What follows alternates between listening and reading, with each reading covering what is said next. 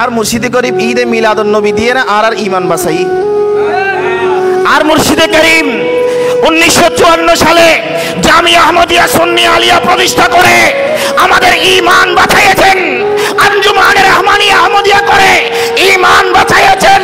Gausia committee করে ঈমান বাঁচাইয়েছেন। জশ্নে জুলুস করে আমাদের ঈমান বাঁচাইয়েছেন। জামিয়ার বাগান দিয়েছে কিনা? সেই বাগান থেকে ফুল বের হয় কিনা? যে ফুলগুলো বের হয় সেগুলো সেই ফুল থেকে মদিনাওয়ালার খুশবু আছে কিনা? মুর্শিদ তৈয়ব শাহ,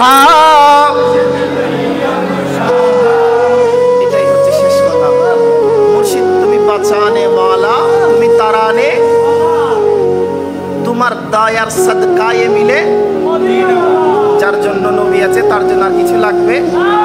মিশকাত শরীফের হাদিস, বুখারী শরীফের হাদিস, মুসলিম শরীফের হাদিস, হযরতে রাসূল করিম সাল্লাল্লাহু আলাইহি ওয়াসাল্লাম ইরশাদ করেছেন, যার জন্য নবী হয়েছে তার জন্য আর কিছু দরকার।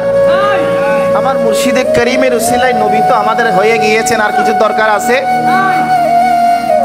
আল্লাহর হাবিবের দরবারে একজন সাহাবী আসলেন, এসে আমার নবীকে জিজ্ঞেস করলেন, ইয়া রাসূলুল্লাহ মাতা সা, ইয়া রাসূলুল্লাহ একটা ফতোয়া জানতে চাই, কিয়ামতটা কখন হবে একটু বলেন না।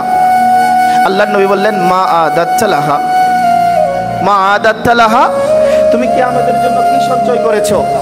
নামাজ পড়েছো, রোজা রেখেছো, তাসবিহ পড়েছো, তাহলিল করেছো, সাদকাত করেছো?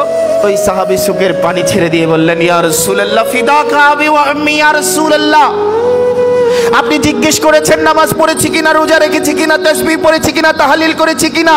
মা আদাত্তু লাহা, কিছুই করতে পারি নাই, নামাজ পড়তে পারি নাই, রোজা রাখতে পারি নাই, তাসবিহ করতে পারি নাই, এত বেশি আমল করতে পারি নাই।